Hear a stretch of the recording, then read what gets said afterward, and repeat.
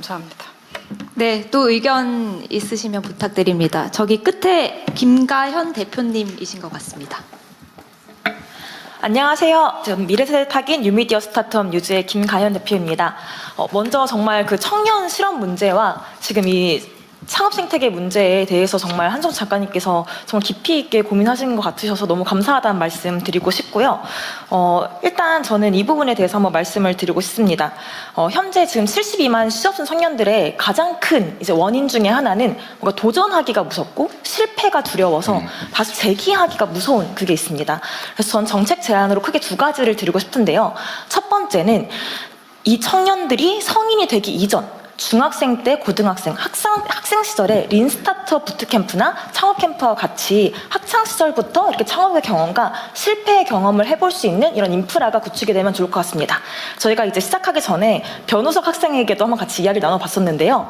창업 캠프에서 실제로 창업을 경험해봤었던 그 경험이 엄청나게 큰 도움이 됐다고 하더라고요. 그래서 중고등학생 때 뭔가 내가 도전하고 실패해도 괜찮다라는 시기에는 이런 도전의 경험을 많이 쌓고 지금 이런 실패에 대한 낙인이 두려운 청년 세대들에게는 아까 전에 장관님께서 말씀 주셨던 이 성실 실패 이 경험이 굉장히 중요하다라는 생각이 들었는데요. 실제로 지금 실리콘밸리와 해외에서는 굿페일 제도라고 해서 실제로 좋은 실패 케이스를 이렇게 같이 축제장으로 공유하고 또 페일콘이라고 해서 굉장히 다양한 분야의 스타트업들이 서로의 실패 경험을 축제의 장처럼 나누는 그런 문화가 있습니다. 근데 아직 우리 대한민국에서는 이런 실패의 경험이 용인되는 문화가 아니기 때문에 그래서 더더욱 스타트업 창업가들이 좀 우울증이라던가 이런 스트레스가 심한 것 같아요. 그래서 조금 제안을 드리자면 실패 경력서라고 이제 워딩을 써주신 부분이 있는데 아직까지는 우리나라 청년들이 실패라는 단어를 두려워하기 때문에 굿페일 제도라던가 굿페일 인증 이런 식으로 그들의 도전이 의미가 없지 않았다 이런 식으로 조금만 워딩을 조금 굿페일로 바꿔봐도 어떨까 이런 생각을 해봤고요. 그 테크 창업 같은 경우도 실제로 문과생들 같은 경우는 지금 굉장히 아까 로컬 창업과 테크 창업 둘 중에서 기회를 얻기가 좀 힘든 상황이 있습니다. 그래서 아까 교수님께서 말씀 주신 것처럼 충분히 문과생 중에서도 좋은 아이디어와 좋은 컨텐츠를 만들 수 있는 이런 자질이 있는 청년들이 많이 있는데 이 테크 창업의 이 개념을 AI를 활용한 컨텐츠 제작이라던가 조금만 이 범위를 문과생들도 도전할 수 있게 넓혀주신다면 훨씬 지금 이 청년들에게 의미 있는 기회가 되지 않을까 이런 생각이 들고요. 이제 마지막으로 AI 리터러시 교육이 전 꼭 필요하다고 생각을 하는데요.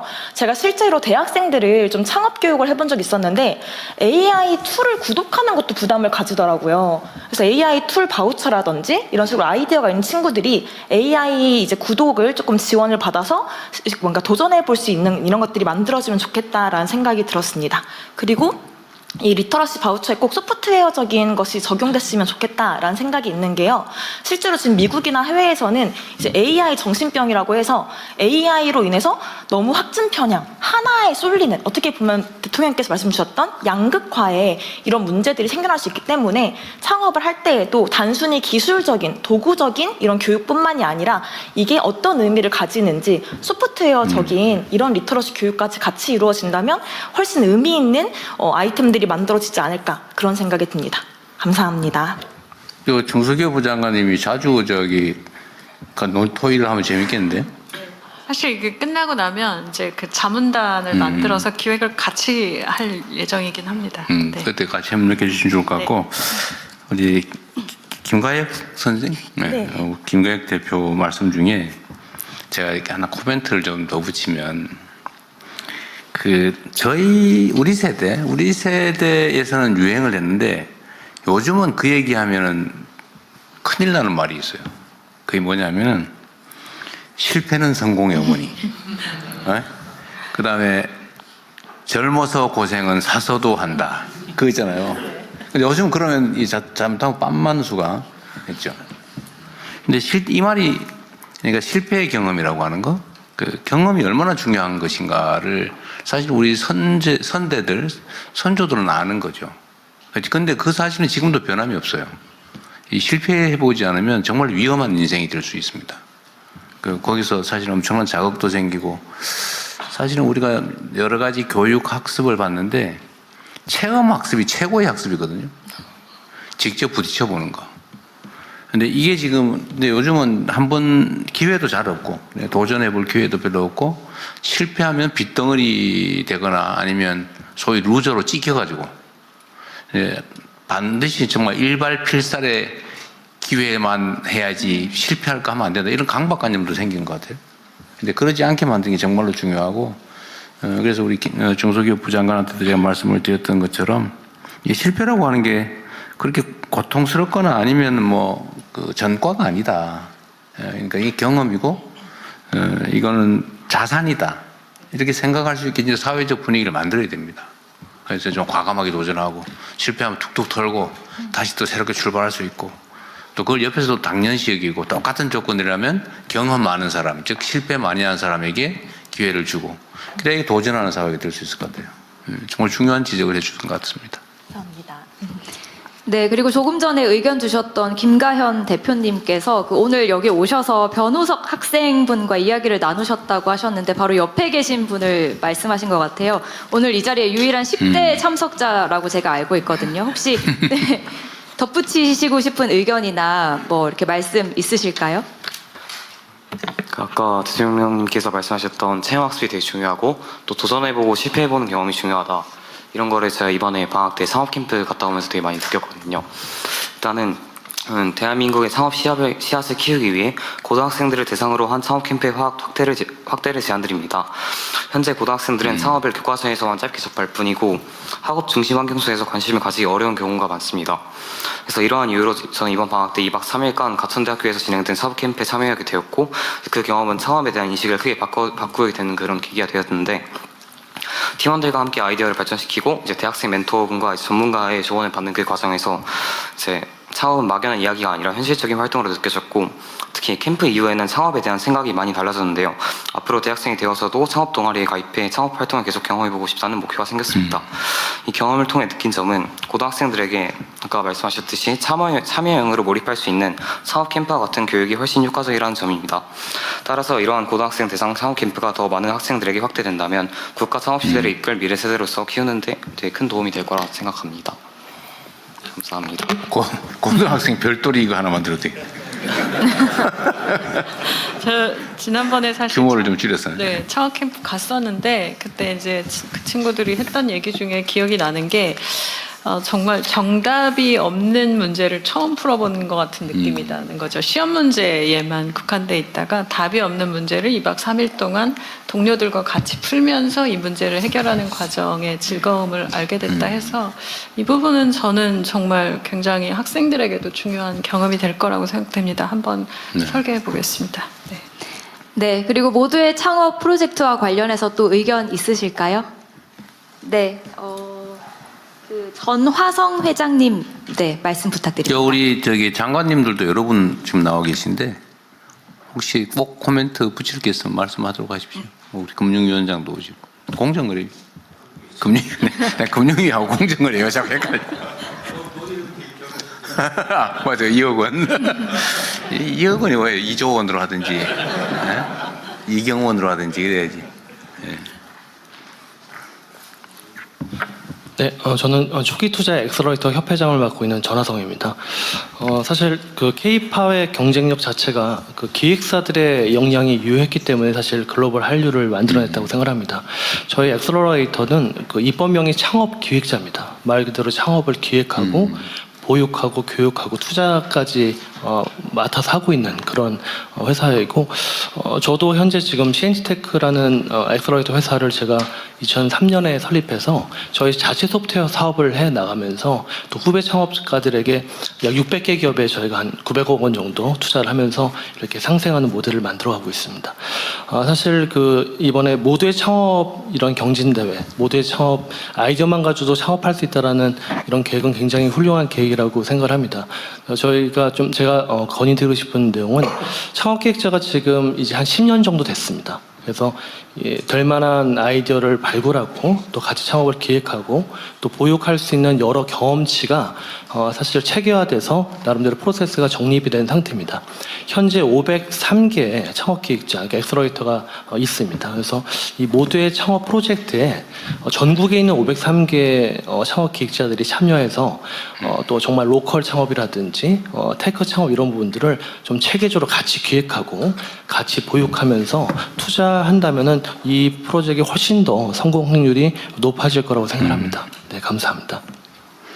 그거는 우리 장관님 기획 내용이 들어있는 것 같네요. 네, 네. 예, 감사합니다. 이 모두의 창업 프로젝트 외에도 이 창업 후의 성공 가능성을 높이는 방안이라든지 지속 가능과 관련한 이야기도 들어보겠습니다. 혹시 의견 있으신 분 계실까요? 제가 뒷모습만 보이는데요. 박대희 회장님께 말씀 부탁드리겠습니다. 네, 전국 창조경제혁신센터 협의회장을 맡고 있는 박대희입니다. 네, 창업경제라고 했으면 금방 직관적일 텐데 이름이 좀 어렵습니다. 씨앗부터 관심을 가져주셔서 오히려 저희 전국에 있는 지역 창업 생태계를 맡고 있는 창조경제센터 입장에서는 씨앗을 계속 만들어 왔습니다. 근데 그 과정에서 이번 모두의 창업에 딱 하나가 더 부과됐으면 좋겠다는 생각이 있습니다. 이 아이디어만으로 창업을 했을 때는 굉장히 성공률이 높다 이렇게 말씀하시지만 가장 많은 것 중에 씨앗을 키울 때 물도 바람도 태양도 있어야 되는데 그 중에 가장 물기를 막고 있는 게 규제입니다.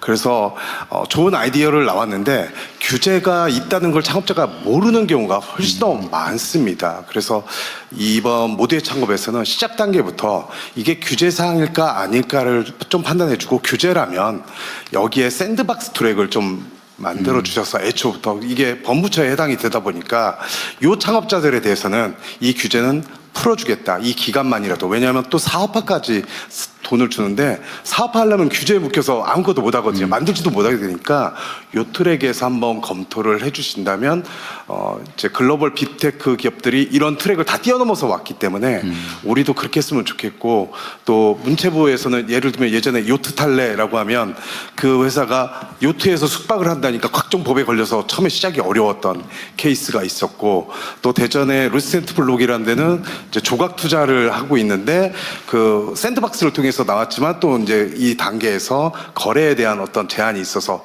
또 성장을 못하고 이런 케이스가 있어서 요게 있었으면 좋겠다 생각이 들고요.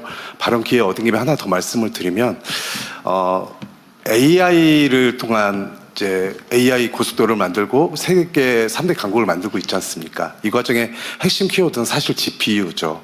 GPU가 올해 16,000대를 전국에 배포를 해서 혁신적인 생태계를 만드시겠다라고 해서 굉장히 환호하고 좋은 반응을 갖고 있는데 저희가 스타트업들 입장에서 조금만 생각해 보면 그 GPU가 2년마다 출시를 계속하다가 최근 3년에 1년마다 출시를 하고 있습니다.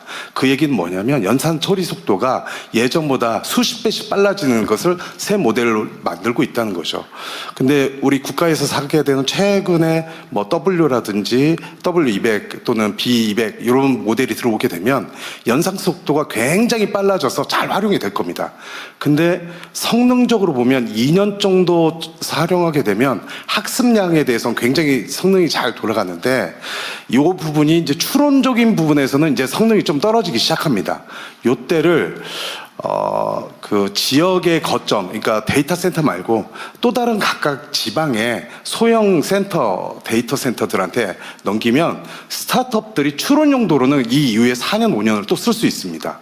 그래서 좀 기존의 데이터 센터에는 학습을 집중하고 최신 모델로 파운데이션 모델에 집중할 수 있게 집중을 해주고 어느 정도 성능이 떨어져서 가치가 좀 떨어졌을 때 추론 모델을 많이 잘 쓸 수 있는 부분은 각 지역에 다시 재활용을 해서 지역의 스타트업들이 아주 저렴하게 쓸 수 있었으면 좋겠고 그게 또 한 5년이 지나면 사실 굉장히 느리다 생각하지만 스타트업 입장에서는 그 GPU 한 개만 있어도요 자기들의 비즈니스 모델을 시제품을 만들 수 있고 구현할 수 있습니다. 그래서 그거를 스타트업들한테 재분배하시는, 그러니까 전환 매각하시는 이런 것들을 좀 고려해 주신다면 전국이 AI 도구를 활용해서 이 사업을 하고 창업 성장 모델을 가는데 단계별로 성장 사다리가 될 수 있지 않을까 생각이 듭니다. 물론 과기부에서 제우스라고 하는 프로그램이 있어서 연구소에서 장비가 5년 정도 지나면 이거를 다시 배분하는 거 있는데 그거는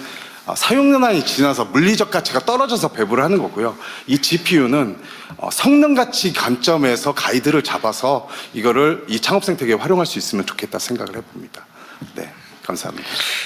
지적 사항 중에 출발 자체는 규제와 관계없이 시작할 텐데 일정 단계에서는 점검을 스크린을 해야 되겠네요. 네. 그 별도 시스템을 구축을 해야 될 것 같습니다. 네, 지금 규제 샌드박스 관련해서 그래서 이제 지난번 아니야, 규제 샌드박스 말고 이 사업 창업 네네. 프로그램 그것도 선발할 때도 일정 단계가 되면 규제 바로 네. 예를 들면 사업화될 부분은 그걸 점검해 줘야 되고 또 필요하면 법 개정이든 뭘 해야 되면 그 조치도 해야 되니까 일정 단계에서는 스크린을 해야 될 것 같습니다. 네, 단계를 추가하겠습니다.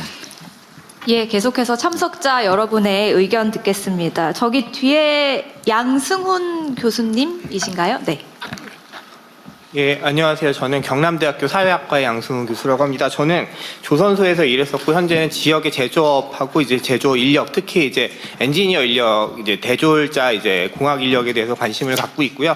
오늘 이제 모두의 창업에 대한 이야기도 굉장히 잘 들었는데 저는 좀 뒷단계에 대해서 말씀을 드려보겠고 테크 창업과 지금 로컬 창업 말씀하셨는데 사실 좀 제조업이라는 관점에서 조금 더 말씀을 드려보고 싶습니다. 왜 제조업이냐면 사실은 여전히 많은 아까 평범한 사람들의 일자리가 지금 굉장히 어떻게 할지 난망하다고 대통령님께서 말씀하셨지만 사실 여전히 그럼에도 제조업이 안정적인 중산층 일자리를 만든다는 데는 변함이 없기 때문입니다. 그래서 제조 창업들이 많이 되고 있는데 제가 조금 의견을 하나 드려보자면 지역에요. 저희가 1973년에 중화공업화를 시작하고 사실은 동남권 제가 있는 창원이나 뭐 거제나 울산, 포항 이런 데는 지금 사실은 퇴직하신 분들이 되게 많습니다. 그러니까 그 중에는 이제 뭐 생산직 분들, 이제 뭐 장인이라고 말할 수 있는 숙련공들도 있지만 지금 이제 기술 임원이나 혹은 엔지니어로 퇴직하신 분들이 굉장히 많아요. 그리고 그분들이 사실 뭔가 이제 일을 하려고 합니다. 그래서 뭐 지역, 뭐 예를 들면 국가 연구 사업을 딸 때 뭐 자문을 한다든지 이런 방식의 기여는 하지만 제가 볼 때는 그분들이 제조 스타트업 같은 거를 지역에서 사실은 많이 시도하거든요. 지금 부산이나 울산이나 창원 이쪽에서 많이 시도하는데 그런 분들의 이제 그러한 기업들의 이제 자문을 하는 스승 역할을 할 수 있게 하면서 좀 배움과 성장을 할 수 있는 기여를 만들면 어떨까 하는 생각이 듭니다. 왜냐하면 제조업은 아이디어만 갖고 되는 게 아니고 실제로 그거를 시제품 만드는 것까지는 갈 수 있더라도 사실은 양산을 해야 되는 문제에서 사실 아까 실패가 굉장히 중요한 경험이라고 말씀하셨는데 어마어마한 시행착오를 겪으면서 우리나라 제조업이 진짜 남의 거, 일본 거 베껴가면서 독일 거 기술 베껴가면서 사실은 그 혁신했던 경험을 다 몸으로 체득한 분들이 30-40년 이상의 경험을 갖고 계신데 사실은 역할이 특별히 없고 지자체들 소수 지자체들이 이제 뭐 협회 같은 걸 만들어서 운영을 해봤으나 저는 이 차에 좀 그분들이 제 역할을 할 수 있게 기여할 수 있게 하면은 여러모로 도움이 되겠다. 저는 뭐 그래서 그분들이 꼰대라서 뭐 청년들한테 가서 이래라 저래라 한다고 들을 거라고 생각하지 않습니다. 어차피 그분들을 쩔쩔맬 거지만 그 상호작용이 굉장히 좋은 상호작용이 되면서 이 기업들이 이렇게 해야지 이게 수익이 날 수 있도록 팔 수 있는 물건이 되는 거야. 그리고 동남권은 지금 이제 이슈가 예를 들면 자동차 부품 업체들이 다 지금 수도권 중심으로 바뀌고 있습니다. 왜냐하면 전장화가 되니까 기계 중심의 이 자동차 부품 업체들 지금 전환하고 혁신해야 되는데 여기서 제조 혁신 기업들이 많이 나와줘야 되고요. 조선 기자재는 지금 중국으로 많이 가성비 때문에 넘어갔는데 거기도 혁신해줘야 되는데 그 중간 단계에서 공정을 혁신하고 제품 혁신했던 요 베테랑들을 잘 쓸 수 있도록 하는 게 굉장히 중요하겠다 이런 생각이 들고 두 번째 아이디어만 말씀드리고 마치겠습니다. 그 대통령님 지금 공과대학에 여학생들 몇 프로 정도 가는지 아십니까? 공대요. 그거 한 30%는 되지 않을까요? 그게 30% 국가 목표고요. 지금 23% 됩니다. 23% 되는데 그럼 제조업체에서 여학생들 몇 프로 쓸까요? 공대 나온 여학생들 그 비율만큼 쓸까요? 자신 없습니다. 네, 절대 그렇게 쓰지 않고 특히나 이제 생산이 많은 지역들 지금 동남권 이런 곳에서는 10%가 되는 기업이 잘 없습니다. 예를 들면 웃기는 전공이 화학공학입니다. 화학이나 화학공학 이쪽은 여학생이 절반입니다. 근데 우리 예를 들면 석유화학 기업들 가면은 여성 비율 10% 안 됩니다. 이제 그래서 저는 뭐 기존의 대기업들을 바꾸자 이것보다 새로 이제 출발하는 기업들에 공공이 지금 투자를 많이 한다고 했고 제조부나 투자를 많이 한다면 적어도 공과대학에 진학하는 여학생들 들어가는 그 수요만큼 비율만큼 채용하는 목표를 주는 기업들에게 조금 더 인센티브를 주면은 그것도 아마 여러 가지 불균형을 해소할 수 있을 거라고 생각합니다. 왜냐하면 여성 일자리가 요약하자면 수도권에밖에 없는 게 우리나라의 형편입니다. 양질의 여성 일자리는 수도권에밖에 없고 비수도권은 제조업이 있거나 혹은 여성들에게 사회 서비스 분야의 질낮은 고용밖에 없기 때문에 새로 창출되는 일자리에서 그 불균형을 어느 정도 개선하면은 분명히 도움이 되지 않을까 이런 생각이 들어서 두 가지 의견을 드렸습니다. 이상입니다. 예, 감사합니다. 그리고 제가 아까 놓쳤던 것 같은데 혹시 과기부 장관님 말씀 주시겠습니까? 아까 GPU 얘기하셔서 잠시 답변 드리겠습니다. 그래서 일단 그 중소 스타트업들이 이제 AI 개발하는데 GPU 배분을 1만 장에서 이제 40% 정도, 30%에서 40% 정도를 지원할 겁니다. 그러면 이제 4,000장, 3,000에서 4,000장 정도 되는데 말씀하신 대로 이 모두가 다 이렇게 GPU를 100% 활용할 수 있게 하기는 어렵습니다. 그래서 효과적으로 뭐 지원을 받고 저희가 배분을 해드릴 거고 말씀하신 대로 지금에 들여오는 장비는 비입액 최신 장비입니다. 근데 이제 저희가 이제 앞으로는 지금은 최신의 장비를 들여오고 AI 학습과 이 추론 서비스를 좀 구분해서 저희가 서버를 제공할 겁니다. 그래서 지금 우리가 자체적인 NPU 개발도 좀 하고 있고 지금 말씀하신 대로 사실 추론형 서비스를 위해서 지금 G200 정도 수준이 아니라 A100 정도 수준으로도 지금 AI 서비스를 할 수가 있습니다. 그런 부분도 다 나눠서 우리가 서비스할 수 있는 부분들, 학습해야 되는 부분들 나눠서 체계적으로 잘 지원하도록 하겠습니다. 예, 말씀 감사합니다. 계속해서 참석자 여러분의 의견 듣겠습니다. 제 옆에 박정윤 대표님 말씀 부탁드립니다. 예, 안녕하십니까. 저는 제조 AI 스타트업 인텍스의 박정윤입니다. 제조 AI 분야 쪽에 해결하고 싶은 거 꼭 한 가지를 좀 말씀드리고자 하는데요. 제 요청은 다시 지방에 가서 일하고 싶다입니다. 제조 AI는 제조업이 있는 곳에서 성장해야 빠르게 성장할 수 있습니다. 저희 같은 경우에는 처음에 울산에서 시작을 했습니다. 처음에 3, 40명까지는 울산에서 빠르게 시작을 했고요. 그 이상 더 성장하기 위해서 좋은 인재를 확보하기 위해서 많이 노력했으나 지역에서는 한계가 있는 것 같습니다. 그래서 저희가 연봉을 2배를 준다고 해도 안 와가지고 지금 현재는 서울에 오피스를 열고 서울에서 인력을 뽑아가지고 운영을 하고 있습니다. 지금 현재는 거의 대부분 인력이 서울에서 일하고 있는 상태입니다. 그리고 저희 근무하고 있는 멤버들 젊은 친구들한테 울산에 발령되면 가겠냐라고 얘기했을 때 대부분 안 가겠다고 했고요. 안 가겠다는 여러 가지 의견 중에 가장 중요한 게 내가 지방에 가서 지속적으로 살 수 있는 지속 가능한 비전이나 다양성이 굉장히 부족하다. 이런 것이 없으면 가기 힘들다라는 요청이 있었습니다. 그래서 이런 것들을 저희가 해결하지 못하면 저희가 지금 현실적으로 걷는 건데 저희가 울산에 있을 경우에는 제조 현장에 가기에는 3, 40분이면 갑니다. 그래서 빠르게 현장에서 실험하고 테스트하고 빠른 결과를 내고 있는데 서울에서는 지방에 가려고 하면 적어도 하루 이틀 걸립니다. 속도도 굉장히 늦어지고 비용도 2배 이상 듭니다. 이런 것들을 해결하기 위해서 저희들도 여러 가지 고민을 하고 있는데 현재 지금 뭐 지방시대위원회라든지 그다음에 중앙정부의 여러 가지 지방정책이라든지 그다음에 지자체 정책들이 굉장히 많이 있습니다. 저도 보고 있고요. 이런 것들을 잘 융합하게 되면은 예전에 우리 60년대 70년대 지방산업 활성화를 통해 가지고 지방시대를 열었던 것처럼 새로운 시대가 열리지 않을까라고 생각합니다. 대통령님께서 이 부분을 좀 더 집중적으로 좀 관심을 가져주시고 집중 지원을 해주시면 저희 인텍스 같은 기업들이 지방에 가서 더 크게 날개를 펼칠 수 있도록 될 수 있을 것 같습니다. 감사합니다. 네. 그 울산에서 북쪽으로 오지 말고 남쪽으로 내려가셨으면. 예. 어제 해수부를 부산으로 옮겼는데 거기 부산 가고 싶다고 대기하는 그러니까 부산으로 발령해달라는 게 160명이 대기하고 있다던데 부산은 그런 데로 괜찮은 모양이던데 좀 어때요? 부산도 별로라고 한답니까? 예, 지금 작은 일자리나 좀 규모가 작은 이제 스타트업들 일자리는 어느 정도 되고 있는데 저희들도 한 3, 40명까지는 굉장히 빠르게 성장을 했습니다. 근데 이게 100명, 200명 들어가기 위해서는 전문적 인력들이 굉장히 많은데 이런 인력들은 지방이 좀 내려오기 힘든 것 같습니다. 제일 핵심적인 게 뭐예요? 뭐 문화시설? 아니면 젊은 사람들이라서 데이트할 데도 없다, 사람 만날 계획 없다. 이런 것도 꽤 중요하다고 하대요. 저도 울산의 제조업에서 일했었는데요. 예전에 저희 선배들한테 얘기 들어보니까 옛날에 군대 제대하고 집에 가지 않고 다른 지방에 있는 분인데 집에 가지 않고 바로 울산으로 가방 메고 내려왔다.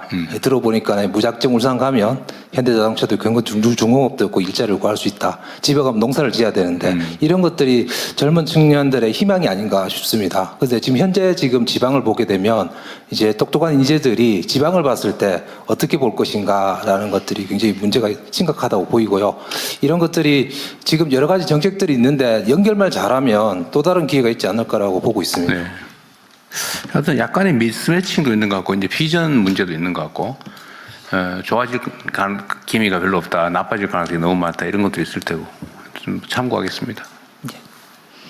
네, 앞서 안내드렸는데 자연스럽게 논의가 넘어와서 이제 지역 창업 생태계 활성화 방안까지 다 열어두고 참석자 여러분의 의견 받겠습니다. 네, 저기 끝에 이동민 대표님 의견 부탁드립니다.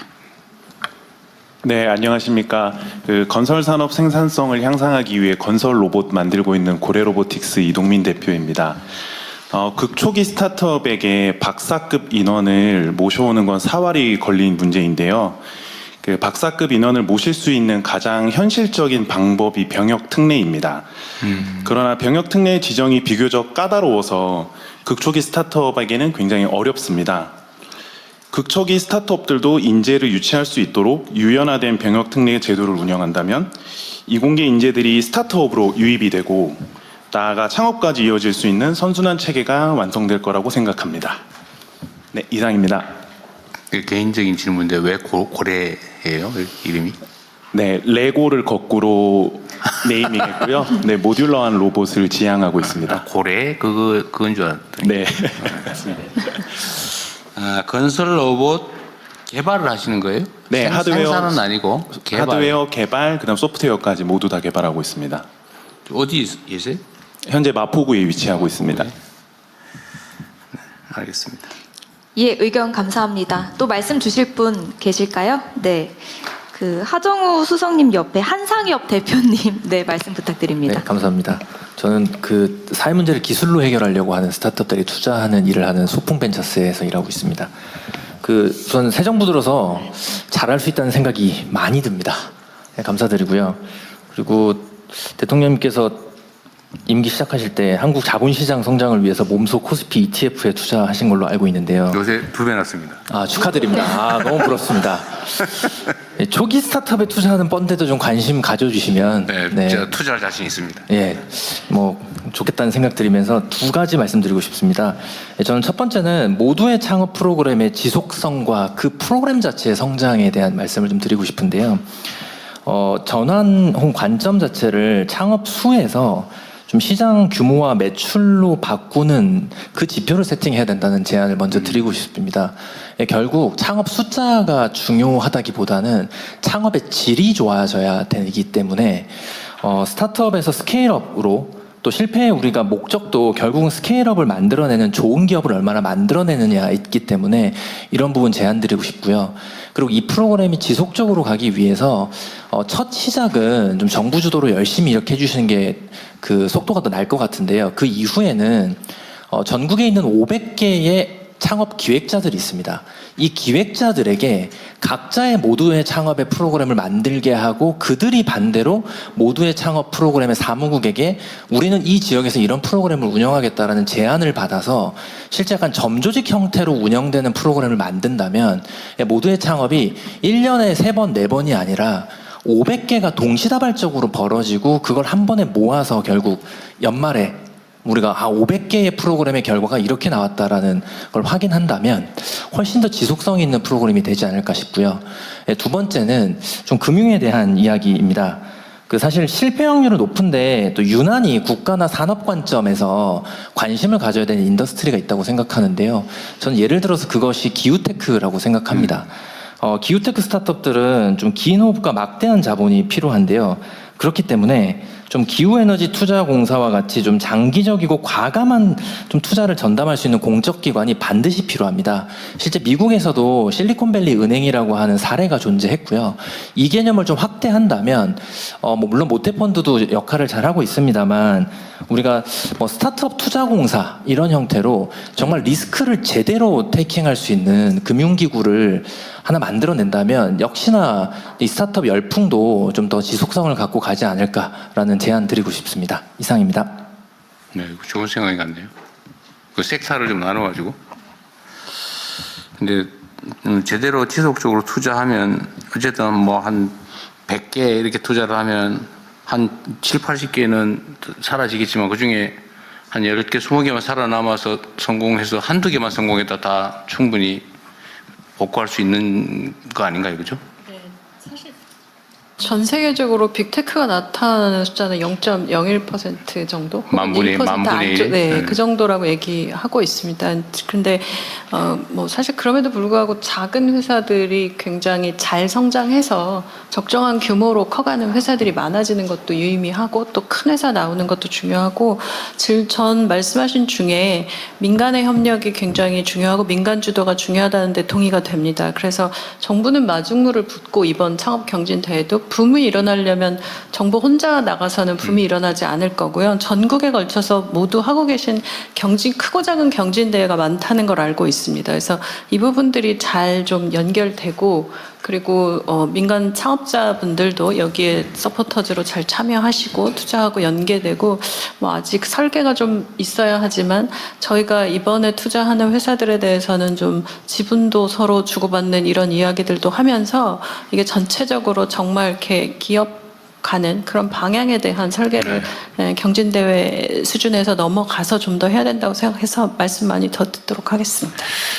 그러니까 심사를 통해서 성공 가능성이나 발전 가능성, 성장 가능성 이런 걸 봐서 물론 그중에 뭐 절반이 사라질 수도 있지만 그래도 모두에게 기회를 주고 안정적으로 지속적으로 하려면 펀드보다는 투자공사가 훨씬 더 안정적일 것 같긴 하네요. 기후 장관입니다. 네. 기술에너지 투자공사 얘기를 했는데요.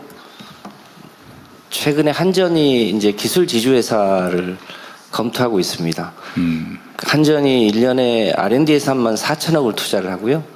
가지고 있는 특허만 8천 개가 있는데 그거에 대해서 그걸 제대로 쓰일 수 있도록 그 기회 자체가 열리지를 않았는데 그 다양한 전력과 에너지 관련한 곳에 한전의 기술력을 가지고 일종의 기술 지주회사나 투자공사 개념으로 하면 훨씬 더 벤처 스타트업을 키울 수 있는 일종의 모태펀드 기능을 충분히 가질 수 있거든요. 그게 활성화되면 충분히 가능성이 더 높아질 수 있을 것 같습니다. 하여튼 펀드도 그 기능을 하긴 하는데 이게 지금 펀드는 청산 욕구가 있잖아, 그죠? 이익 실현 욕구나 청산 욕구 때문에 지속성에 약간 문제가 있을 것 같은데. 네, 지금 말씀 주신 부분까지 사실 다 같이 조금 더 이제 단계가 넘어가면 검토하려고 했었는데요. 이 부분들도 같이 넣어서 그러시죠. 네, 좋은 제안인 것 가겠습니다. 같습니다. 네. 예, 계속해서 의견 듣겠습니다. 대통령님 오른쪽에 문지연 대표님 부탁드립니다. 축하드립니다. 왼쪽에도 기회 한번 주세요. 예, 알겠습니다. 네, 안녕하세요. 저는 강원도 원주에서 들기름 짜고 있는 오키와간 대표 문지연입니다. 들기름 짜고 있어요? 네. 네, 저는 현장에서 로컬 창업에 대해 보다 보니까 여러 가지 좀 의견 드리고 싶은 내용들이 있었는데요. 앵커 기업이 굉장히 지역에서 중요하다고 합니다. 하지만 주변에 작은 가게가 함께 성장해야 골목 상권이 살아나고 우리가 도달하고 싶은 그런 로컬 창업 생태계가 완성되지 않을까 싶습니다. 그리고 로컬 상권이 굉장히 유기적이기 때문에 저는 단순 매출이나 고용 수치뿐만 아니라 지역과의 연계성, 스토리 진정성 등 지역 내 파급력 요소도 성장 가능성 평가 기준에 조금 포함해 주시면 좋지 않을까라는 생각을 했습니다. 두 번째로는 성장 속도가 좀 빠르지 않은 로컬 비즈니스가 이런 좀 한계점을 좀 느낄 때가 있는데요. 로컬에서 좀 오래 버틴 기업이 지역의 자산이 될 때가 있습니다. 지역과 신뢰를 쌓으면서 천천히 성장하고 또 그 파급력은 꽤나 큽니다. 오래된 기업이 도약할 수 있는 중후기 단계의 장기적 지원과 그리고 지원 사업 단계에서 업력 제한 때문에 지원할 수 없는 경우가 가끔 있는데 이런 부분에 대한 제한들을 조금 풀어주시는 거를 제언드립니다. 네, 그러면 이번에는 대통령님 왼쪽에 강지호 대표님 부탁드립니다. 고맙습니다. 네, 안녕하세요. 저는 싱가포르에 본사를 두고 있는 벤처캐피탈사 엔틀러의 한국 대표를 맡고 있습니다. 어떻게 하면 우리 모두의 창업 프로젝트를 통해서 나타난 훌륭한 창업자들이 정말 글로벌 그러니까 글로벌 사업체로 성장할 수 있을까에 대한 아이디어를 제안드리고 싶은데요. 저희 엔틀러는 한국을 포함해서 전 세계 30개 정도의 도시에서 저희가 투자를 하고 있어요. 근데 각 도시의 공통점을 보면 그 국가에서 테크 쪽에서 일을 하고 있는 훌륭한 인재들의 적게는 30%에서 많게는 50% 이상이 이민자들입니다. 근데 그것이 이야기하는 것이 뭐냐면 엔틀러에서 늘 얘기하는 것이 저희가 창업팀을 볼 때 어떤 팀이 강한 팀이냐, 다양한 배경과 경험과 시각에서 어떤 문제를 바라볼 수 있고 시장을 바라볼 수 있는 팀이 뭉쳤을 때 굉장히 강한 팀이 된다라고 저희가 좀 이야기를 하고 있습니다. 한국 같은 경우에는 이제 연구, 아카데미아 쪽에서는 또 훌륭한 어떤 교수님들과 어떤 연구자들을 또 많이 모셔오고 또 함께 한국에 있는 그 연구자들과 같이 협업을 하는 어떤 사업들이 많은 것 같은데요. 아직 창업 쪽 생태계는 이제 막 시작하고 있는 단계인 것 같습니다. 그래서 이런 부분들, 해외에 있는 훌륭한 창업자분들 혹은 사업에 성공하신 분들이 또 만약에 다음 사업을 할 때 한국을 이제 내가 한국을 선택해가지고 시작을 하겠다라고 했을 때 국내에 있는 창업자들이 이제 그들의 어떤 또 좋은 어떤 새로운 경험이라든가 어떤 새로운 시각을 활용해가지고 훨씬 더 글로벌한 스타트업이 나타날 수 있지 않을까 생각이 듭니다. 좋은 지적 같습니다. 예, 계속해서 의견 듣겠습니다. 이번에는 대통령님께 제일 이렇게 떨어진 이충호 대표님 부탁드리겠습니다. 네, 감사합니다. 네, 안녕하세요. 저는 스타트업 리피드를 운영하고 있는 이충호이고, 리피드는 저희는 폐식용유라고 하는 폐기물 자원을 수거 단계부터 데이터와 함께 수거하여서 결국 지속 가능 항공유의 원료로 사용될 수 있도록 만드는 그런 식용유로 스타트업을 하고 있습니다. 폐식용유로 항공유를 만든다고요? 예. 네. 그거를 이제 SAF, SAF라고 많이 부르는데요. 지금 폐식용유가 이제 중요 미래의 자원이 되고 있습니다. 네, 그리고 저는 바로 옆에 계신 그 엔틀러의 1기로 선발되어서 이제 지금까지 그래요? 네, 창업 인큐베이팅을 거쳐서 그다음에 이제 하고 있습니다. 그리고 창업 과정에서 특히 저희가 가장 많이 컨택하는 이제 정부 부처는 당연히 이제 중기부입니다. 중기부에게 수많은 정말 많은 지원을 정말 너무 감사하게 받고 있는데, 한 가지 제안드리고 싶은 거는 중기부의 그 배치 자체가 대부분 기능적 배치로 되어 있다 보니까 좀 그거를 이제 산업적 배치로 어느 정도 일정 부분이 추가되면은 좀 더 기업들이, 스타트업 기업들이 이런 기술적인 부분이나 아니면은 더 그런 규제적인 부분에 막혀 있을 때 좀 해결이 쉽지 않을까라고 생각합니다. 저희 리피드 같은 경우에는 폐기물이다 보니까 당연히 기후부와 긴밀하게 컨택하고 있고, 이게 정제를 하다 보니까 산업부, 사용은 또 국토부, 그 다음에 이제 수거할 때 저희가 돈을 주고서 사오거든요. 그러다 보니까 재경부까지 되게 광범위하게 걸쳐져 있는데, 이게 과거에 제가 회사 생활을 잠깐 했었는데, 그때 회사에는 이런 일이 생기면 대관 부서가 있어서 대관 부서에게 요청하면은 거기서 잘 대응을 해줬는데, 저희는 스타트업이니까 당연히 대관 부서가 없고요. 그런 기능을 좀 중기부에서 마련해 주시면은 정말 저희뿐만 아니고 수많은 테크 기업 내지는 로컬 기업들의 스타트업들이 많이 이용할 수 있지 않을까라고 생각합니다. 그리고 마지막 하나만 더 말씀드리면, 국가 창업 시대 너무 좋은데 한 가지 걱정이, 저희 직원들이 이거 듣고 다 창업하겠다. 일은 직원 다시 뽑아야 되나. 약간 그런 생각이 좀 들었습니다. 하지만 성공을 바라겠습니다. 감사합니다. 저 걱정이 현실화되길 바랍니다.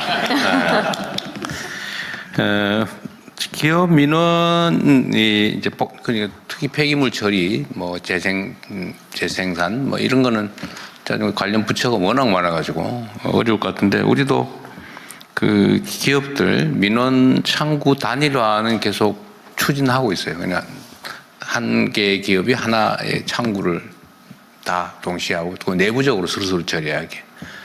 뭐 하여튼 그런 데 복잡하긴 하네요. 하여튼 곧 노력해 보겠습니다. 네, 또 의견 있으실까요? 네, 박용근 이사님, 대표님 말씀 부탁드립니다. 예, 저는 카이스트 교수이자 테크기업 창업을 한 박용근이라고 합니다. 오늘 말씀하신 국가 창업 시대 전략과 얼마 전 대통령께서 크게 예산을 확보해 주신 R&D 정책이 만나면 시너지가 되어서 폭발적인 성공으로 이어질 수 있다라고 저는 생각을 합니다. 토모큐브는 바이오 분야에서 사람들이 볼 수 없었던 거를 보게 해주는 장비를 만들어서 현재 전 세계 150여 개의 기관에 공급을 하고 있고요. 반도체 검사, 산부인과 검사도 확장을 하고 있습니다. 그러니까 이러한 도전을 저희가 계속 할 수 있었던 것은 정부의 R&D 투자가 핵심이었습니다. 말씀드렸던 것처럼 대통령께서 이번에 R&D 예산을 크게 확장하는 결단을 해주신 덕분에 현장 분위기는 지금 매우 뜨겁습니다. 다시 한번 이 자리를 빌어서 감사의 말씀을 드리겠습니다. 이러한 소중한 국가 예산이 성공적인 결과로 확장되기 위해서 또 그런 대통령님의 결단이 현장에서 왜곡되는 일이 벌어지지 않기 위해서 저는 두 가지 정책 제안을 드리려고 하는데요. 첫 번째는 스펙 경쟁이 아닌 실력 경쟁을 하게 해달라는 것입니다. 현재 정부 R&D 공모를 보시면 목표가 아니라 구체적으로 어떠한 방법으로 해야 된다는 게 너무 자세하게 나와 버렸습니다. 그러니까 최근 화제가 된 흑백요리사로 예를 들면은 제일 맛있는 찜요리를 가져와라가 아니고요. 빨간색 찜통을 가진 사람만 지원할 수 있다. 이런 식입니다. 정부는 어떤 문제를 풀어야 할지만 정해주시면 그걸 어떻게 풀지는 기업이 열심히 경쟁해서 노력해서 가져오겠습니다. 두 번째 제안드리는 정책은 행정이 아닌 혁신에 집중할 수 있게 해달라는 것입니다. R&D라고 이제 사람들은 같이 부르지만 사실은 R은 지식을 창출하는 그런 역할이고요. D는 기업이 제품을 만들어야 하는 일입니다. 기업을 지원하는 정부의 개발 정책은 지금 다 파편화되어 있습니다. 소관부처 20개, 과제 전문기관 25개, 그리고 지자체 기관 800개가 넘습니다. 근데 문제는 기관별로 규정과 양식이 다 다르다라는 것인데요. 그러다 보니까 기업 입장에서는 과제를 수주해도 행정 지옥에 빠지게 되고요. 국가적으로는 규제 비용입니다. 하나의 입구로 하나의 규제로 통합해 주시면 좋겠습니다.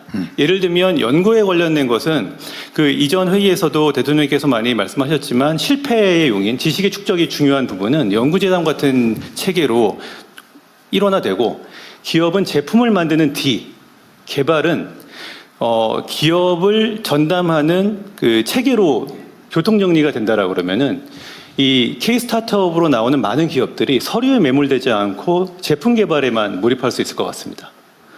K-스타트업 업체 생태계의 목소리는 굉장히 단순합니다.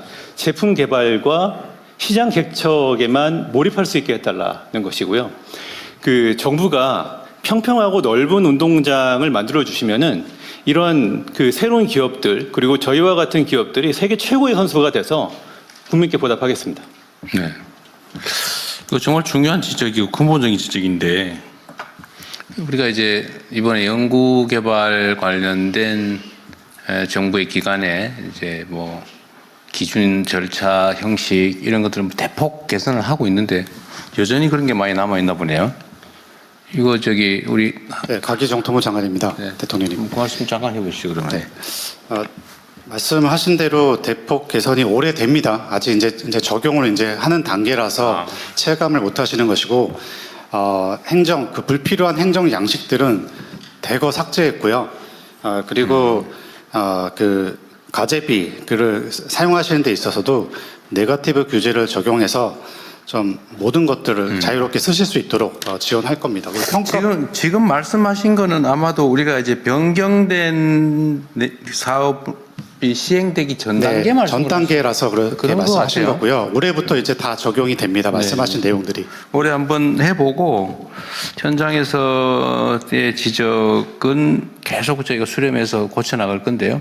한번 체험 한번 해보도록 하시고요. 예, 아직 아마 대표님. 시행되기 전 단계인 것 같네요. 적절시장에 한마디 하겠습니다. 저희 규제개혁 차원에서 이제 규제개혁위원회가 대표 직속으로 되는데 규제를 풀고 안 풀고 이런 것도 검토하지만 오늘 지적하신 대로 서류가 이게 지원 금액이 있고 지원 프로그램이 있는 건 아는데 도대체 이 서류 작성하기 지쳐서 지원하기 싫다는 목소리가 되게 많습니다. 그래서 꼭 필요한 서류만 받도록 지금 있는 거를 30% 줄이는 차원이 아니고 꼭 필요한 서류만 받도록 하는 시스템을 하고 공통으로 수입되는 거 다 없애는 그런 쪽으로 지금 규제개혁위원회에서 한번 대대적으로 해보려고 합니다. 그러니까 세부 항목 제가 이제 구체적으로 지시해 놓은 것도 하여튼 형식적인 절차나 감사 대비용 문서 만드는 일에 에너지 낭비하지 말자.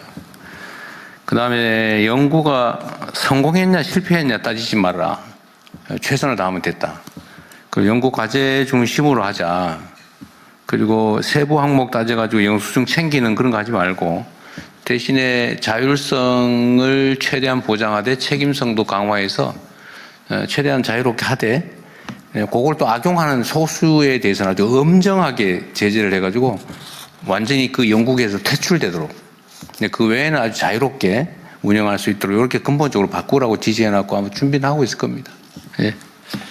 네, 저희가 약속한 시간이 있어서 이제 한두 분 정도 의견 들을 수 있을 것 같은데 제 앞에 계신 황영숙 대표님 말씀 부탁드리겠습니다. 네, 예천에서 참기름 짜고 있는 농부창고 대표 황영숙입니다. 여기는 들기름, 저는 참기름. 네네. 이 정치는 정치인이 하는 게 아니라 결국 국민이 한다는 말씀 이렇게 지켜주고 계셔서 너무 감사합니다. 저는 10년 전에 언니 동생이랑 같이 고향으로 돌아가서 세 자매가 같이 창업을 했는데요. 이 시간이 지나면서 지방에 창업한 기업들의 정말 문제점을 많이 느끼고 있지만 그 중에서 가장 큰 게 사실 인력난, 젊은 청년들의 인력난이 가장 크다고 생각합니다. 일할 청년이 없고 있는 청년마저 사실 떠나고 있습니다. 근데 오늘 주제가 이게 창업이기도 한데 저도 창업할 때 정말 도움 많이 받고 이렇게 창업했는데 창업을 하고 나서 지속적인 성장을 하려면 결국 사람이 있어야 되고 일자리를 제공해야 되거든요. 그래서 저희는 시골에 있는 작은 기업이지만 좋은 일자리 제공하기 위해서 공장도 예쁘게 짓고 외부에서 오는 분들이 공장이 왜 이렇게 예뻐 하는 소리 들을 수 있는 그런 공장 예쁘게 짓고 직원들이 운동할 수 있는 공간도 만들고 휴게소도 만들고 샤워장도 만들고 좋은 환경을 정말 제공하려고 노력하고 있는데 사실 저희 같은 작은 기업이 사실 또 농식품 제조기업이 많이 남지도 않아요. 이런 기업이 계속 투자를 한다는 게 사실 조금 너무 힘들고 정부의 도움이 좀 필요하지 않을까 하는 생각도 드는데 이게 지방 소멸에 결국 청년이 있어야 되고 청년이 일하고 싶은 기업을 만드는 농부창고가 되자가 저의 목표가 되었고 일단 청년이 지방에서 제가 얼마 전에 그 직원들한테 교육을 하면서 농부창고에서 일하는 동안 몇 년 안에 1억을 모으자라고 이제 얘기를 했어요. 그러면서 다른 도시에서보다 지방에서 돈을 모았을 때 더 빨리 모을 수 있는 환경을 만들어줄게 라고 이제 얘기를 했는데 그런 거에 이제 기업도 열심히 하겠지만 예를 들어 지역에서 일하는 청년들한테 소득세를 감면을 한다거나 혹은 또 농촌 정착 장려금을 준다거나 또 이분들이 또 결혼을 하거나 했을 때도 머물러서 일을 할 수 있게끔 어떤 부부가 같이 일하게 되면 어떤 또 다른 장려금을 준다거나 집을 지어준다든지 그랬으면 좋겠고 근데 이게 사실은 신규 채용 중심으로 숫자를 늘리기 위한 어떤 지원이 아니라요. 인건비 지원이 보면 약간 신규 채용을 늘리는데 좀 초점이 잡혀 있는데 저희 보고 직원을 자르라는 것도 아니고 도움을 받기 위해서 저는 있는 직원들과 정말 성실하게 같이 함께 가고 싶거든요. 기존 이미 채용된 직원들에게 어떤 근속 중심의 지원이 됐으면 좋겠다는 생각이 첫 번째고 두 번째로는 지역에 정말 빈집이 계속 늘어나고 있습니다. 저도 지금 앞집, 뒷집 어르신들도 그렇고 이제 빈집이 많이 늘어나고 있는데 이런 빈집들을 활용해서 청년들이 주거할 수 있는 환경을 만든다거나 농촌에 있는 기업들의 그런 어떤 사택이 된다거나 뭐 이런 부분도 뭔가가 이루어졌으면 좋겠다는 꿈이 있습니다. 세 번째로 청년들이 사실 도시에 데이트 나가고 하잖아요. 이게 로컬 복지 바우처라던가 이런 게 주어져서 시골에서 일하는 청년들의 삶의 질을 높일 수 있는 그런 것들이 좀 실현됐으면 좋겠습니다. 청년들이 진짜 지방 근무가 너무 어려운데 이런 것 자체가 고립이 아니라 새로운 라이프 스타일이 될 수 있도록 저희 같은 농촌에 있는 기업도 열심히 할 거고 정부에서도 도와주셨으면 좋겠습니다. 감사합니다. 그 예천 읍내는 아니고 면에 있습니다. 무슨 면? 보문면에 있습니다. 그래요? 그 면에는 인구가 몇 명이나 돼요?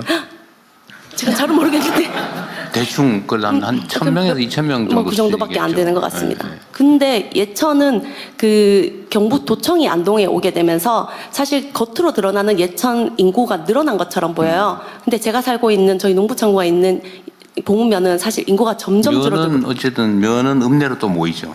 네네. 임내로. 뭐 또 아니면 또 다른 큰 대도시로 가고. 네네. 대구를 가게 되거나 뭐 이렇게 되겠습니다. 참깨 농사도 지어요? 저희 직접 짓고 있습니다. 누가 지어요? 저희 부모님, 뭐 삼촌, 이게 외할머니 같이 하시다가 할머니 돌아가시고 뭐 아버지 돌아가시고 이렇게 이제 남은 가족들이 함께 하고 있습니다. 그 참기름 생산에 필요한 참깨를 다 작업하지는 않겠죠, 설마? 저희가 100% 다 하고 있지는 않고요. 인근에서 믿을 수 있는 농부님들한테 직접 수매하고 또 살아남기 위해서 참깨 다음에 특산물이 뭘까 보다가 생강이 또 예천에서 많이 나거든요. 생강청을 또 제조하게 되면서 직원 고용을 늘리고 있습니다. 요즘은 이걸 이제 요새 6차 산업이라고 그러잖아요. 그러니까 생산도 하고 가공도 하고 판매도 하고. 심지어 이렇게 인터넷 네. 배송까지 주문 생산 배달까지도 하니까 인터넷 뭐 그건 당연히 하시겠네요. 네, 네이버나 이런 데서 좀 많이 판매. 최종 질문은 그래서 이 참기름 예천 참기름 사업에 종사하는 사람이 총 몇 명입니까? 저희 직원은 현재는 지금 12명이 접합하고 있고 상당히 크네요. 지금 이번에 2명, 3명 더 채용하게 돼가지고 현재 15명 이렇게 늘어나고 있습니다. 그 예천의 그 읍에서 제일 큰 사업체일 것 같아요. 맞습니다. 면에서 제일 큰. 그래, 이런 사업체 정말로 중요하죠. 네, 알겠습니다. 감사합니다. 예, 그리고 시간 관계상 옆에 계신 한상우 의장님 계속 손 드셨는데 마지막으로 말씀 부탁드리겠습니다. 예, 한 10번 들었는데 기회 주셔서 감사합니다. 코리아 스타트업 포럼 의장 한상우입니다. 제가 뭐 협회장이긴 하지만 저 역시 한 명의 스타트업 창업자입니다. 저는 버스 부분에 특화된 모빌리티를 하고 있고요. 또 2년이 돼서 저는 분당에서 창업을 해가지고 지금은 아마 뭐 매출 1,000억이 넘는 중견으로 많이 컸습니다. 아마 대통령님도 아실 만한 건물 이야기로 제가 시작을 해보겠습니다. 회사가 분당 야탐역에 있는데요. 맞은편에 성남 종합버스터미널에는 큰 건물이 있습니다. 아마 분당에서 제일 큰 건물일 거예요. 퐁퐁 라이트 있는데. 네, 맞습니다. 그 건물 지하에 큰 이 성남 종합버스터미널이 있는데요. 이게 지금 전국의 거의 시외버스터미널 절반이 휴폐업 상황입니다. 그렇죠. 네, 그리고 이게 새로운 모빌리티들이 등장하면서 이 시외버스터미널들이 경쟁력을 잃은 거죠. 그 위에는 또 홈플러스가 있습니다. 마트 장사 안 되는 거 다 아시잖아요. 그래서 홈플러스라서 또 이게 건물 자체가 썰렁해졌습니다. 그 지하에는 또 커다란 이 멀티플렉스 극장이 있어요. 또 다 이게 넷플릭스 같은 OTT로 넘어가서요. 이 건물 자체가 그냥 썰렁해졌습니다. 중간중간에 있는 옷가게들, 뭐 생필품 파는 데들 이런 것들도 쿠팡 같은 모바일 커머스 다 넘어갔죠. 이걸 보고 이제 암울하냐면 사실은 냉정하게 따져보면 제가 도쿄를 가거나 다른 데를 갔을 때 여전히 그런 몰이 잘 돼요. 우리는 그런 몰이 안 되는 게 역설적으로 우리가 디지털 전환에 성공한 거 아닌가. 그리고 그 자리에 저희 디지털 전환하는 회사들, AI 로보틱스 회사들 그런 회사들이 들어가요. 저만 하더라도 판교에서 물론 넘어간 거거든요. 예, 그래서 이게 꼭 나쁜 일이 아니다. 우리의 어떤 산업 구조가 변하고 있다. 상권이 바뀐다거나 뭔가 어떤 경제 이런 부분에 있어서 지금 호황이다 불황이다에 떠나서 구조 자체가 변하고 있는 것이 아닌가라는 생각입니다. 저희 코리아 스타트업 포럼 회원사가 2,600개가 좀 넘습니다. 근데 그 중에서 주요 회원사 한 244 정도 되는 회사 한 20곳의 시총과 그 고용 인원을 보면 이미 5대 그룹 수준을 넘어섰어요. 대부분 지난 10년간 국가의 이 디지털 전환이라는 큰 정책 흐름 아주 잘 탄 행운을 받은 그런 친구들입니다. 근데 문제는 그 다음이 잘 안 보이는 겁니다. 지금 DX에 이어서 우리 AX, GX 등 이제 어마어마한 기회가 떠고 있는데 창업이 이 과거의 출산처럼 지금 기울고 있습니다. 그러니까 오늘 지금 이 모두의 창업이라든지 이런 정책에 아주 절실한 순간이고 이런 부분에서 창업 열풍이 반드시 다시 일어나기를 바랍니다. 그런데 저는 우리가 아무리 정책이 좋다고 뭐 보조금 줄 테니까 아예 나라 그러면 낳겠습니까? 아이가 낳고 싶어야 낳는 거죠. 창업을 하고 싶어야 하는 건데 이게 돈이 된다, 잘 된다, 기회가 있다 이러면 뜯어 말려도 합니다. 그렇기 때문에 저는 이거 해서 잘 되는 애들 있다. 이런 상징을 세우는 것. 그래서 창업 퀴즈들을 많이 만드는 것. 이런 것들이 정말 중요하다고 생각하고요. 그래서 지금 중기부에서 준비하고 계시는 모두의 창업 프로그램 중에 이 창업 오디션 프로그램. 이거 정말 좀 흑백 요리사처럼 재밌게 잘 만들어서 전 국민들한테 야 이런 스타들이 나오고 또 심사위원 하시는 분들이 더 인기예요. 이런 분들이 해가지고 우리 정부의 이 좋은 뜻이 잘 전달됐으면 하는 생각입니다. 그리고 다시 돌아와서 결국에 이제 우리 오늘 로컬 얘기도 많이 했지만 기술 기반 창업. 예전에 그냥 동대문에서 물건 떠다가 서면에서 부산 서면에서 장사해도 그냥 잘 팔렸어요. 그런데 지금 그런 식의 창업이 되지 않고 다 이 상권이 몰락하고 있지 않습니까? 이 창업이 기술 기반으로 가지 않으면 지금 우리가 과연 경쟁력을 가지고 또 이 AI, AX 시대에 살아남겠느냐 하는 생각입니다. 저는 이 소버린 AI는 지금까지 대기업 중심으로 진행되고 있고 또 그게 맞다고 봐요. 하지만 결국 산업이 되고 상품이 나오고 돈이 되는 일들은 스타트업들이 AX를 얼마나 잘하느냐에 달려있다고 생각합니다. AX 잘하는 게 진짜입니다. 안드로이드가 우리 게 아니었지만 우리가 제법 DX에 성공을 했습니다.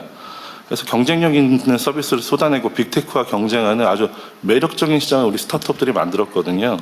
그래서 우리 과학기술 인재들이 이 기술 기반의 창업으로 과감히 나서는 데에는 디지털 전환에서 뭘 성공했고 뭘 잘 못했지 이걸 되짚어보는 게 되게 중요하다고 생각합니다. 의사, 변호사, 회계사, 세무사, 중개사, 택시, 버스, 심지어 전직 관료들까지 직역단체의 저항으로 이 분야의 DX가 시원치가 않습니다. 이 DX가 시원치 않은 게 어떤 문제가 있냐면 이 디지털 전환이 안 돼 있으면 AX도 잘 안 됩니다. 왜냐하면 AI가 학습시킬 괜찮은 자료가 없어요. 그래서 저는 이런 부분에서 결국에 세상 만사 모든 게 귀결되는 게 정치이고 그래서 현실에 안주하는 그런 정치하시지 마시고 미래지향적인 사회 합의를 이끌어내는 정치를 해주시기 바랍니다. 스타트업이 너무 잘 돼서 지나치게 커서 이 괴물이 되는 경우가 있습니다. 그런 경우는 시장의 실패가 나왔으니까 정부가 개입해도 마땅합니다. 근데 이제 크기도 전에 두드려 맞고 꺾이고 밟히면 누가 창업하겠는가 해서 저는 이 AX라는 아주 큰 기회에 대기업의 이 소버린 AI 베이스에다가 스타트업들이 창의로 AX를 버티컬로 각 산업별 분야별 AX가 나오고 그 과실이 자영업자 한 분, 다음 배달 노동자 한 분에게까지 다 골고루 전달돼서 대한민국 기술을 승상하고 상공이 발달하고 정말 창업 부국이 되는 그런 길을 열어주셨으면 하는 바람입니다. 네. 그 말씀하실 기회를 안 드렸으면 큰일 날 뻔했죠. 네, 제가 발언할 걸 줄일 테니까 좀 더 하시죠. 네. 그 옆에서 장관님께서 말씀하시겠다고 하셔서요. 먼저 기회 드리겠습니다. 네, 굉장히 대통령 동의합니다. 이게 이제 창업에 씨앗을 뿌려야 되는데요. 창업 아이디어가 청년들이 어디서 얻기가 굉장히 어렵습니다. 그래서 제 생각으로는 공공기관이 한 R&D, 그 다음에 정부가 가지고 있는 특허, 그 다음에 과기계 출연기관이 가지고 있는 또 특허, R&D 자료, 지식재산처가 가지고 있는 창업 아이디어 이런 부분을 정부가 내놔야 됩니다. 다 공개를 해가지고요. 그래서 이 중에서 좀 기술 창업을 하라 하는 게 중요할 것 같고요. 두 번째는 청년들의 경험이 없기 때문에 세대 융합 창업을 해줘야 됩니다. 우리 퇴직한 이 과기계 어떤 이 연합회 이런 분들 연계해주고 또 퇴직한 또 기업에 있는 또 삼성 뭐 대기업에 있는 분들도 세대 융합해 줘야 된다는 생각이 들고요. 세 번째는 이제 장소인데요. 그래서 뭐 창고라든지 대학이라든지 또는 지역에 가보면은 이 빈 놀고 있는 건물이 굉장히 많습니다. 이걸 전환해 주려야 되면은 특별법을 만들어야 됩니다. 예를 들어 박물관이 제대로 안 되면 이걸 전환하려면은 뭐 특별법을 만들어서 해줘야 된다고 생각이 들고요. 아까 번에 좀 말씀하신 것 중에서 제가 공감이 되는 게 이게 이제 과제 전문기관 그래가지고 과기부 장관님은 잘하셨다 하는데 이 에너지기술평가원, 산업기술평가원 이게 각각 따로 하면서 이 높낮이가 다 다릅니다. 그래서 이 부분은 저희들이 공기관 차원에서 25개 과제 전문기관을 대폭 어떤 이 좀 통합을 하는데 물리적인 통합보다는 업무 통합을 좀 해서 서로 간에 높낮이도 맞추고 이렇게 해서 창업하는데 좀 지원이 되도록 그렇게 하겠습니다. 하여튼 기술 창업을 위해서 중기부하고 저희들 협조해가지고 관계부처해서 그런 식으로 문제 해결을 좀 하도록 하겠습니다. 그렇죠. 물적 기초를 확보하는 거나 이런 것들은 뭐 기존에 있는 것들을 잘 활용하는 게 중요하겠네요. 예, 대통령님 마무리 말씀 줄이신다고 하셔서 몇 분만 더 의견 청취하겠습니다. 대신 좀 압축적으로 부탁드리겠습니다. 장진아 대표님 먼저 부탁드립니다. 네, 발언 기회 주셔서 너무 감사합니다. 저는 경북 포항에서 주식회사 바이오브릭스 운영하고 있는 장진아고요. 포항공과대학교에서 현재 재직하면서 교원 창업을 진행을 하게 됐습니다. 저희 기업 같은 경우에는 주로 이제 바이오 프린팅 인공장기 조금 더 미래지향적인 그런 사업을 추진을 하고 있는데 이런 바이오 제약 분야의 산업들이 아무래도 규제와 그리고 굉장히 고도의 비용 투자가 필요한 시설과 그리고 다양한 그런 이제 창업 환경들이 모두 다 한꺼번에 조성됐을 때 시너지가 많이 일어나는 분야이다 보니까 상대적으로 지역에서 성공하는 사례를 발굴하기가 쉽지 않은 것 같습니다. 대부분은 시드 단계를 넘어서 라운드 A 정도 가게 되면은 서울 판교 지역들, 그러니까 주로 소위 말씀하시는 이제 주요하게 창업을 할 수 있는 그런 지역으로 옮겨가게 되는데. 저희 그 기업이 뭐 그런 부분들을 추진하고자 하는 것은 아니지만 여러 가지 이제 인허가에 관련된 일들을 진행을 하면서 점점 이제 이 지역에서 더 많이 필요한 부분들이 아무래도 공공 인프라인 것 같습니다. 뭐 예를 들면은 GMP 그리고 세포 치료제 생산을 위한 CGMP 같은 것들이 실제로 잘 운영되고 기업들이 활용할 수 있는 기관은 오송에 있는 K바이오 헬스 정도입니다. 대구에도 K메디 허브가 있기는 하지만 그 역할이 조금은 다르고요. 그리고 규모도 다르고 운영을 하는 그 숙련도도 굉장히 다른 것 같습니다. 그러다 보니까 이 지역에서 바이오 의료 분야를 실증하기 위해서는 너무나 많은 허들이 있고 기업이 혼자서 바텀업으로 모든 시설을 다 구축해서 가야 하는 어려움들이 있습니다. 그래서 가능하다면 저희 지금 제가 있는 경북 포항 지역은 바이오 특화단지라는 이제 부분도 되어 있고 저희 기업이 위치하고 있는 지역은 경제자유구역이라는 특구에 있습니다. 그럼에도 불구하고 이러한 부분에 대해서는 조금 더 좀 이렇게 뭔가 더 혜택이 있거나 혹은 뭐 이런 과정에서 조금 더 깊게 디스커션 할 수 있도록 규제기관과의 그런 면담 과정을 좀 별도의 트랙으로 개설을 해주신다든지 하는 부분이 있다면은 굉장히 기업을 운영하는 데 있어서 큰 도움이 될 것 같습니다.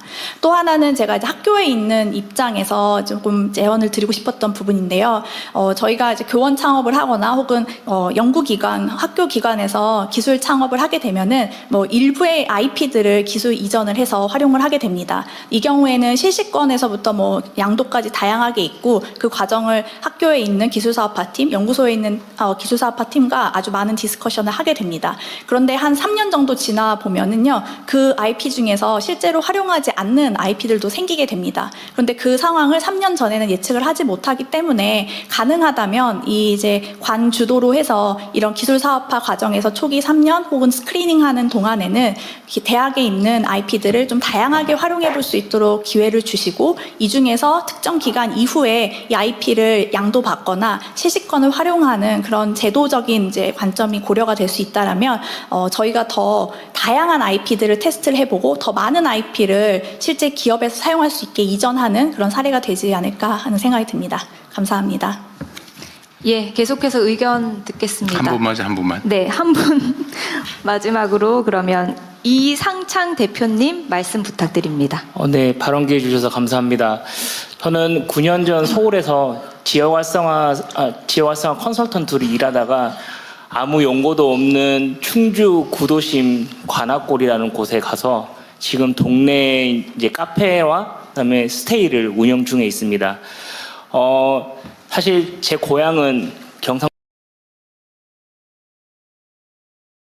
구미고요. 제 아내는 인천입니다. 지방에서 나고 자란 친구들은 부모님도 학교 선생님도 너 여기서 공부해서 이 도시 머물러라 라는 얘기를 잘 듣기 힘듭니다. 그러다 보니까 어쩔 수 없이 밖으로 나갔는데 나갔다가 다시 고향으로 리턴을 하려고 하면 분명한 명분이 필요합니다. 근데 이제 그러지 못했고 제가 지금 이제 있는 이 충주라는 곳은 지역 주민분들은 하루라도 빨리 저희 이제 시내에서 이제 구도심이니까 땅 팔고 집 팔고 나가고 싶어 하는데 저는 이 도시가 충주하면 사과밖에 읽히지 않는 곳에서 사과 말고 새로운 이야기를 만들어내면 충분히 주목받을 수 있겠고 수도권에 비해서 저렴한 가격에 유휴 공간들을 매입해서 안정적인 이제 초기 공간 확보를 한다라면 충분히 승산이 있겠다라고 생각했습니다. 그래서 제가 9년 전에 왔을 때만 해도 유동인구가 2,000명인 곳에서 지금 현재 유동인구가 5만 명이고요. 저와 함께하는 동네 친구들, 저희는 이제 동네 컴퍼니라고 하는데 이 친구들과 함께 동네 지역이 가지고 있는 빈틈 요소들을 메꾸는 역할들을 하면서 조금 더 이 동네 체류할 기간을 늘리고 이 외지에서 이 동네를 방문할 수 있는 계기를 만들고 있습니다. 사실 이렇게 활동하고 있는 친구들을 로컬 크리에이터라고 불리우는데 이 친구들이 사실 생태계를 관리하고 지원을 많이 해주는 부처가 사실 다른 곳보다도 중기부에서 많은 애를 써주고 계신 걸로 알고 있습니다. 근데 이게 상인인지 아니면 특정 상권에 속해 있는 건지 애매합니다. 그 말인즉슨 행안부에서는 이들을 지역 혁신가로 부르고 농림부에서는 이들을 청년 농부라고 부르고요. 그리고 문화부에서는 저희들을 문화기획자라고 부릅니다. 그러면 저희의 생태계 관리를 보다 좀 체계적으로 단계별로 이제 지원해 줄 수 있는 이제 초창기에 이제 연구가 좀 필요하다고 생각하고요. 저희의 포지션이 애매하다 보니까 또 역설적으로 이야기하면 조금 줄여주시면 좋을 것 같아요. 각 부처를 넘나들 수 있는 좀 유연성을 가지고 있다고 생각합니다. 보다 깊은 관심 부탁드리겠습니다.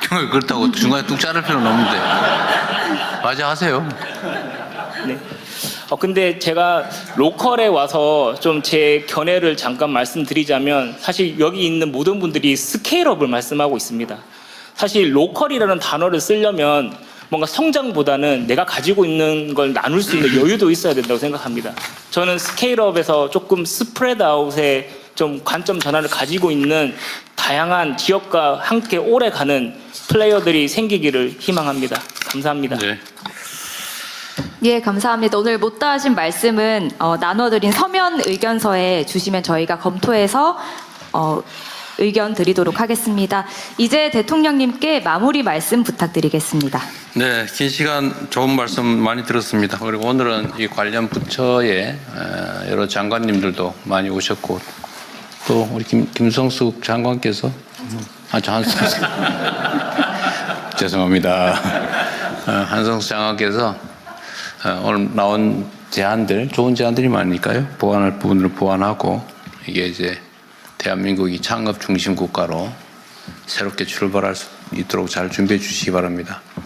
그리고 여기는 뭐 이미 창업하신 분들 또 관련 협회 회장도 계시고 한데 어쨌든 새로운 세대들 또 새롭게 진입하는 창업 희망자들이 성공적으로 창업하고 또 한 번 실패하더라도 다시 꿈을 갖고 일어날 수 있도록 함께 손잡고 나아가 주시기를 부탁드립니다. 긴 시간 고생하셨습니다. 고맙습니다. 예, 감사합니다. 앞으로도 국민 여러분이 주신 소중한 의견을 제대로 반영하고 그 조치들을 성실히 공유하도록 하겠습니다. 이상으로 오늘 행사를 모두 마치겠습니다. 대통령님께서 먼저 이석하시겠습니다. 수고하셨습니다.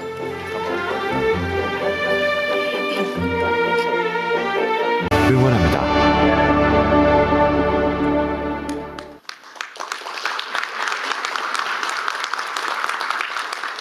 네, 영상 함께 보셨습니다. 국가 창업시대 전략회의 K-스타트업이 미래를 만든다. 이어서 대통령님의 모두 말씀이 있겠습니다. 네, 여러분 반갑습니다. 전부 다 이 새로운 각오로 얼굴이 반짝반짝해야 되는데 끝날 때쯤은 그렇게 변할 수 있겠죠. 네. 요즘은 정말 양 측면이 양극단이 공존하는 시대 같습니다. 우리 경제적인 측면을 따져보면 오늘도 전광판이 파란색이냐 빨간색이냐 뭐 이러면서 주식시장의 화랑을 쳐다보고 즐거워하는 사람이 있는 반면에 저게 덫이 나하고 뭔 상관있지. 세상은 좋아진다는데 내 삶은 왜 아무런 변화가 없고 오히려 더 나빠질까? 저거 다 사기다. 뭐 이렇게 보는 양 측면이 실제로 공존합니다. 양극화라고 하는 게 뭐 우리 시대의 모든 측면, 모든 분야에서 심각한 문제가 된 것 같아요. 저는 82학번인데 80년대, 이제 70년대에서는 이제 공장에서 임금을 받던 노동자였고, 이제 80년대에는 학생이었는데, 하여튼 그때 우리 사회는 대단히 그 고도의 성장을 해왔죠. 그리고 그때는 평균적인 게 충분한 시대였어요. 그러니까 평범하게 적정한 기능을 익히고 적정하게 학습하고 적당한 보통의 직장을 얻으면 뭐 별 문제 없이 평범하게 정년 보장되고 걱정 없이 그냥 평범하게 인생을 살 수 있었죠. 그런데 지금은 완전히 바뀌어 버렸어요. 평범함은 사실은 이제 존중받지 못하는, 인정받지 못하는 시대가 된 것 같습니다. 오히려 요즘은